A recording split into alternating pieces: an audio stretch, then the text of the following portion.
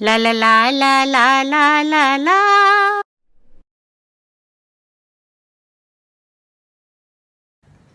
आज मैं आपको एक भारतीय लोक कथा सुनाऊंगी। तो आओ सुनो कहानी 30 मार खां। दूर पहाड़ पर एक गांव था। गांव एक बहुत बड़े राज्य का हिस्सा था। उस छोटे से गांव में रहता था टपरू। और टपरू बांका जवान, मगर उसमें बाके जवान शेर जैसी कोई बात नहीं थी। वो निहायती डरपोक आदमी था। एक दिन टपरू के राज्य में 30 डाकुओं ने आतंक मचाना शुरू किया। भैया डाकुओं ने आतंक मचाया और टपरू जी ने चुपचाप घर में बैठना ही मुनासिब समझा। घर से निकलना बंद कर दिया। ना जाने वो निकले और वो 30 डाकू उनको धर दबोचे। लेकिन जब एक दिन टपरू की अम्मा ने बोला, अरे टपरू जरा बगल गांव जाकर मामा को ये संदेशा दे आओ, तो टपरू जी क्या करते, निकल पड़े। अब टपरू धीरे धीरे चल रहे थे, अलसा रहे थे, लेकिन साथ ही उनको डर भी था कि कहीं 30 डाकू उनको ना पकड़ लें। इसी उधेड़बुन में चलते फिरते क्या हुआ कि हो गई रात। अब जब रात हो गई और रास्ता जंगल से गुजर रहा था, तो टपरू को लगा कि भाई कहीं जगह ढूंढनी पड़ेगी जिससे कि जहां पे रात गुजार सकूं। ऐसा ना हो कि जंगली जानवर मुझे खा जाए और या तो वो 30 डाकू मुझे पकड़कर मार डाले। तभी टपरू को दिखी एक गुफा। वो गुफा थी तो बहुत गहरी, मगर उसका मुंह, उसकी जो मांग थी वो बड़ी छोटी सी थी। टपरू ने झांक कर देखा तो उसको गुफा में दूर एक आग जलती दिखाई दी। उसको लगा यही सही जगह है, क्योंकि ना तो यहाँ जंगली जानवर आएंगे और शायद इस छोटी सी गुफा में कैसे 30 डाकू घुस पाएंगे। तो टपरू जी बस गुफा में पैर रखने ही वाले थे कि अचानक उनके कानों में कुछ आवाजें आई।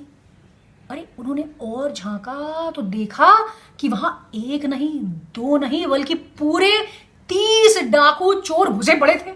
उनके असले, उनका बारूद सब वहीं बिखरा पड़ा था, रखा हुआ था, और वो चूल्हे पे खाना बना रहे थे। दरअसल वो आग उन 30 डाकुओं ने ही लगाई थी खाना बनाने के लिए। अब टपरू अंदर तो जा नहीं सकते। टपरू गए डर, उन्हें समझ नहीं आया कि वो क्या करें। बाहर जंगली जानवरों का डर, अंदर 30 डाकू। टपरू ने इधर देखा, टपरू ने उधर देखा, तभी उसको दिखाई दिया एक बड़ा सा पत्थर। उसने बड़ी हिम्मत करके उस पत्थर को गुफा तक वो ले गया और उस गुफा का मुंह बंद कर दिया। अब टपरू को लगा कि भाई वो 30 और मैं एक, अगर उन सबने जोर लगाया तो पत्थर तो हट जाएगा। हो ना हो मुझे वापस गांव जाना चाहिए, और हमारे ही गांव नहीं बल्कि राज्य के सभी बड़े गांव में भी ये बात फैला देनी चाहिए कि चलो सुबह चलना है और डाकुओं को पकड़ना है। टपरू तेज जल्दी जल्दी दौड़ता हुआ आनंद फानंद में अपने गांव वापस पहुंचा। गांव से कुछ लोगों को इकट्ठा कर वो राजा के पास पहुंचा और रास्ते में सभी गांव, छोटे मोटे जिले कस्बों को बोलते हुए चला गया कि 30 डाकू आए, 30 डाकू आए, आ जाओ, बचना है तो आ जाओ। राजा के पास टपरू की पेशी हुई। उसने बोला, महाराज 30 डाकुओं को मैं किसी तरह रोक कर आया हूं, आप अपनी सेना भेजिए और आपकी सेना के वीर और मैं मिलकर उन डाकुओं का खात्मा करेंगे। राजा ने सुना, हाँ भाई, और बोला, जरूर, ये बड़ी गंभीर समस्या है राज के लिए। हम 30 डाकू का सामना करने के लिए पूरे 1000 सैनिक भेजेंगे। तो राजा ने उन 30 डाकुओं को, जिनको कि टपरू गुफा में बंद कर आया था, उनका सामना करने के लिए राजा ने पूरे 1000 सैनिक भेजे। आगे आगे टपरू, पीछे पीछे सेना, साथ में गांव के सभी लोग, मुखिया भी चला। सब लोग पहुंचे तो तब तक पौपट चुकी थी, सुबेरा हो चुका था। तो पूरी सेना तैनात हुई और 2 सैनिकों ने आगे बढ़कर गुफा से पत्थर हटाया। जैसे ही गुफा के मुंह से पत्थर हटाया गया और सैनिक अंदर घुसे, उन्होंने देखा, अरे ये 30 के 30 तो दम घुटने की वजह से मर चुके। मगर उन्होंने अपनी अकल नहीं लगाई।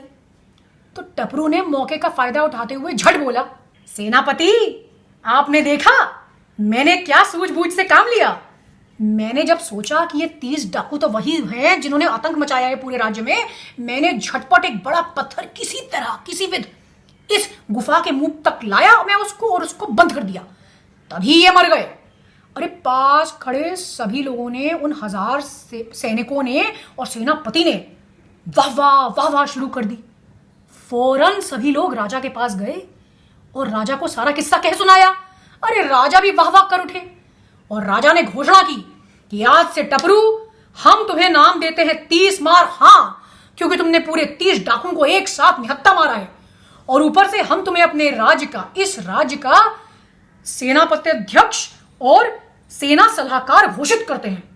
भाई टपरू का औधा बढ़ गया और गांव में जहां जहां टपरू जाता लोग वाह वाह टपरू कैसे मारे 30 चोर हूं कह कह के उससे पूछा करते। टपरू जी बड़ा इतराते हुए मटकते हुए उछलते कूदते चलते। जैसे तैसे कुछ बढ़िया दिन बीते। टपरू इतना जाने पहचाने जाने लगे कि बगल गांव से उनके लिए शादी का प्रस्ताव भी आ गया। टपरू का ब्याह भी हो चला। अब एक दिन उस बड़े राज्य में फिर कुछ चोरों ने आतंक मचाना शुरू कर दिया। राज्य बड़ा था और धन दौलत अच्छी थी उस राज्य में, खेती बाड़ी भी अच्छी हुआ करती थी। तो जब आतंक मचाना शुरू किया धीरे धीरे एक गांव एक कस्बा एक जिला सभी गांव, तो लोग एक गुहार लेकर अपने राजा के पास पहुंचे। राजा साहब चोर फिर आ गए, आतंक मचाए, त्राहिमाम त्राहिमाम। तो राजा को लगा अब क्या करूं कैसे करूं। तुरंत सेनापति ने बोला महाराज आप भूल रहे हैं, आप सेना के सलाहकार को बुलाइए, आप 30 मार खां को बुलाइए। राजा की आंखें चमकी, उन्होंने फौरन टपरू को बुला भेजा। अब टपरू के घर पे 4 सैनिक गए, उसको बोला सेना के सलाहकार आइए आइए, राजा ने आपको बुलाया है। अब भाई टपरू था समझदार, वो जानता था कि राजा ने उसको क्यों बुलाया है, लेकिन वो गया डर। उसने अपनी पत्नी और अपनी मां से बोला अगर मैं ना जाऊं तो राजा मेरा सर कलम करवा सकता है। टपरू ने बहुत सोचा, इधर जाऊं उधर जाऊं, बड़ी मुश्किल में हूं, किधर जाऊं। और फिर उसने अपनी मां और पत्नी से कहा अगर मैं राजा के पास नहीं जाऊंगा तो वो मेरा सर कलम करवा सकते हैं, और अगर मैं चोरों को पकड़ने निकल गया तो पक्का शर्तिया वो मुझे पकड़कर मार डालेंगे। मरना तो दोनों सूरतों में है, क्या करूं। तो मां बोली करना क्या है, राजा साहब ने बुलाया है उनके पास जाओ, अरे सेना के मुख्य सलाहकार हो। तो टपरू ने मां से आज्ञा ली और चल दिया राजा के दरबार में। टपरू जी राजा के दरबार में पहुंचे तो राजा ने बोला 30 मार खां, 4 चोरों ने आतंक मचाया है पूरे राज्य में, केवल 4। अरे तुम तो 30 चोरों को मारने वाले हो, तुम्हारे लिए 4 कौन बड़ी चीज है। अरे जाओ और जाकर उन पर फतेह हासिल करो। टपरू जी ने कह तो दिया जी हाँ हुजूर, मगर टपरू जी अंदर ही अंदर कांप रहे थे, उनकी रूह कांप रही थी, उनकी हड्डियां भी डर से खटखटा रही थी, थरथरा रही थी। राजा के दरबार से टपरू घर वापस आया। उसने मां को बोला कि कल मेरे लिए कुछ खाने का सामान तैयार कर दीजिएगा, मुझे सुबह होते ही चोरों की खोज में जाना है। टपरू सो गया। उसकी मां ने सुबह होते ही उसको उठाया और उसको खाने की थैली पकड़ा कर बोला कि भाई विजयी भव। अब टपरू जी खाने की थैला लटकाए चले चोरों की खोज में। इधर ढूंढा उधर ढूंढा, बहुत जगह ढूंढा, लेकिन चोरों को कहीं नहीं दिखे। और सच बताऊं तो टपरू तो चाहता ही नहीं था कि उसको चोर मिले, डर जो रहा था। चलते चलते वो थक गया, गर्मी का मौसम था, उसने पसीना पोंछा और एक पेड़ की छांव में थोड़े ठंडे माहौल में बैठ गया। अपने आप से बातें करता हुआ टपरू ने पोटली को खोला और टपरू ने बोला कि अच्छा अम्मा ने कुछ रोट कुछ पुए बनाए हैं, पहले इनको खा लेता हूं, उसके बाद कुछ और करूंगा भैया, पहले पेट पूजा फिर काम दूजा। उसका ये कहना था कि फट से उस पेड़ से 4 मोटे मुष्टंडे चोर नीचे कूदे। टपरू को डर लग गया, अरे उनको देख के बेहोश हो गया। चोरों ने आपस में देखा, एक दूसरे को देखा और फिर टपरू को देखा। एक ने बोला मार डालो इसको, इसने हमें देख लिया। दूसरा बोला अरे छोड़ो इसको, ये तो वैसे ही डर के मारे बेहोश हो गया, पहले इसका लाया हुआ खाना खा ले, उसके बाद इसका गला घोट के मार देंगे। चोरों ने फटाफट वो खाना खाया, मगर ना तो टपरू को, ना ही चोरों को और ना टपरू की अम्मा को ये पता था कि जब उसने चावल कूटे तो ओखल में सांप का एक बच्चा भी था। अरे चावलों के साथ वो भी कुट गया और उसका जहर पूरे चावल में फैल गया, यानी कि उन पुए में और पूड़ियों में पकौड़े में भी फैल गया। चोरों ने वो खाया और वो झटपट बेहोश होकर अंत में मर भी गए।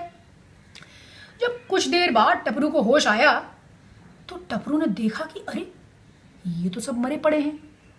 टपरू को ये तो समझ में नहीं आया कि हुआ क्या, मगर उसने ऊपर वाले को बहुत धन्यवाद दिया और वो वहां से उठकर सरपट भागा वापस राजमहल। राजा साहब मैंने 4 चोर मार गिराए, उसने बोला। तो राजा और प्रजा हक्की बक्की रह गई। फौरन राजा साहब ने सैनिक भेजे और इस बार वो खुद भी साथ आए। आते हैं तो देखते हैं कि सचमुच उस बड़े पेड़ के नीचे 4 चोर चित्त पड़े हैं। टपरू को एक बार फिर शाबाशी मिली, उसने वाहवाही लूटी